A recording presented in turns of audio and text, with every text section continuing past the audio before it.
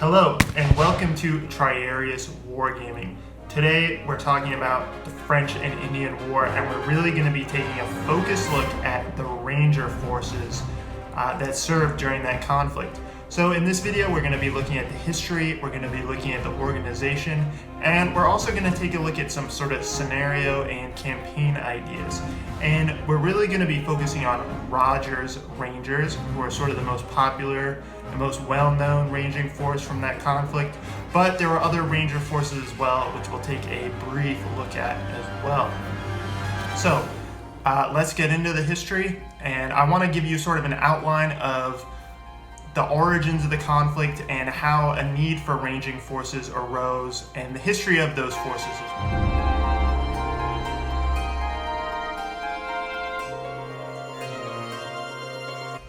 The French and Indian War of 1754 to 1763 was not the only French and Indian War, but merely the last and the most decisive. As the British colonists pushed further and further inland from the coasts, they provoked violent responses to their incursions into native land. The French, seeking converts and trading partners more than physical territory, found natural allies with various Indian tribes against their common foe.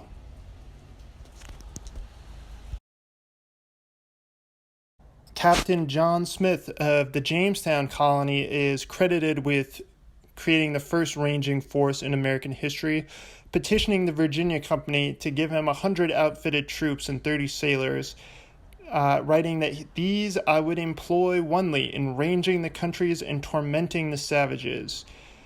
So John Smith wanted to create the first force of Europeans fighting in the Indian manner, or the first British Europeans fighting in the Indian manner. So Ranger forces predate the French and Indian War by hundreds of years. These were small local forces raised by colonial governments to patrol the wilderness. Often they're called snowshoemen or scouting and ranging companies, and they would patrol the woods looking for native raiders. They would also blaze trails, build roads, and do other tasks. Fast forward to the era of the French and Indian War. Robert Rogers was the son of Scots-Irish immigrants who grew up on the New Hampshire wilderness border. His family homestead was burned by a native raiding party early on in his life, and this may have inspired him to join Captain Ladd's Scouting and Ranging Company. And as part of this group, he built a road to the Connecticut River. He patrolled the wilderness for Indian raids, and where he also met some of his future associates, such as John Stark, another Scots-Irish New Hampshire immigrant wilderness man who would also become a famous Revolutionary War general. So Robert Rogers, when war broke out, enlisted a company of 50 young men and traveled to join the army as part of the New Hampshire provincial forces. One of the things that will be noted about him throughout his career is his ability to recruit and inspire troops, which he started from the very beginning. This small group of young men from New Hampshire was the start of Robert Rogers' famous Rangers. Now, at this time, they didn't have their famous green uniforms, but simply wore their homespun clothes, as the New Hampshire provincials were not provided with any equipment by the New Hampshire government and were famously ill-equipped. Robert Rogers would rise to prominence in the wake of the Battle of Lake George, fought in upstate New York.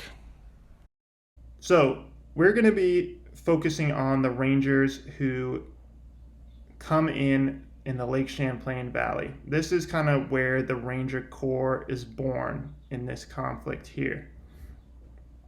Now, this is where Roger comes into his own. Rogers of Rogers Rangers, Robert Rogers.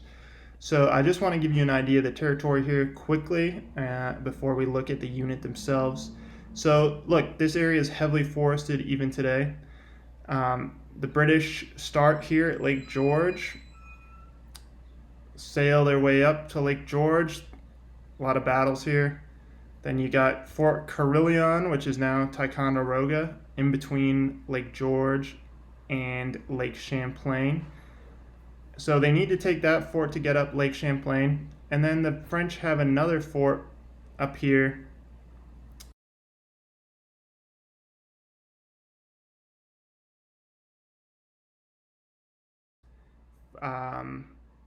which is now known as Crown Point. It's right where the bridge is. So the British need to take these two forts, Ticonderoga or Carillon, and then up here, the fort at Crown Point.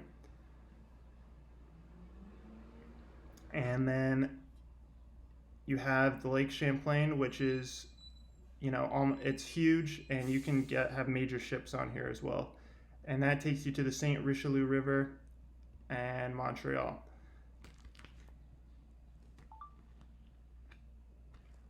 The death of King Hendrick, a Mohawk chief, in the Battle of Lake George was the start of Robert Rogers' career.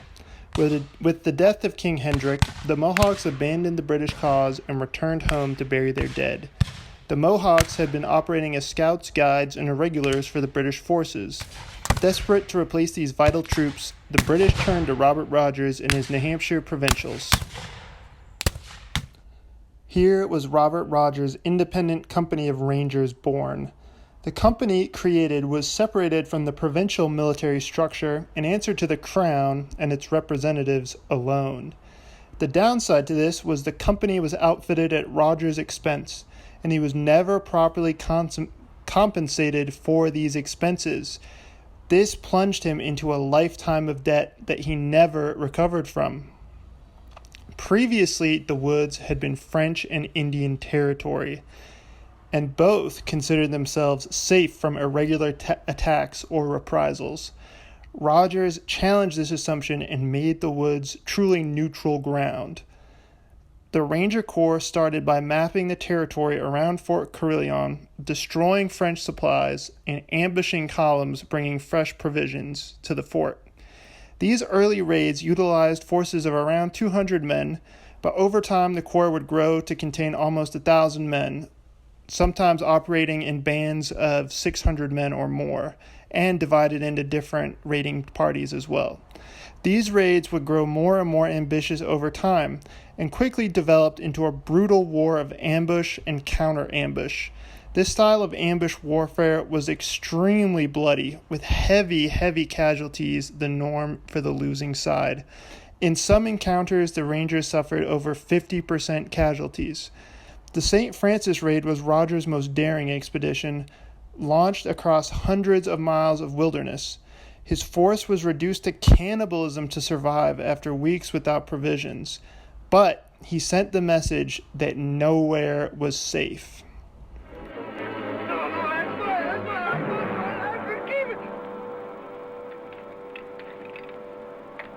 I'll kill you.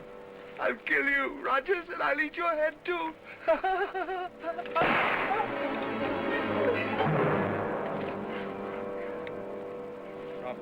No, Rogers, no.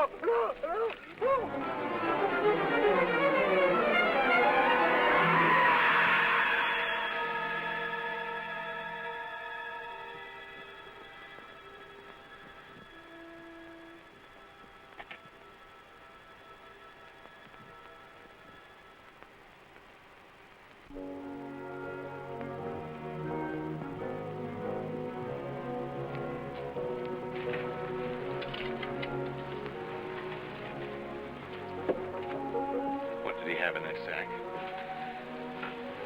The head of an Abenaki Indian.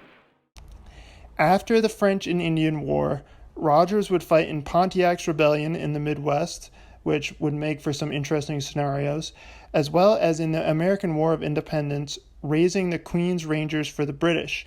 Now, it's worth noting that Rogers had initially wanted to fight for the American side, the Patriot side, but was denied by George Washington, and so he joined the British.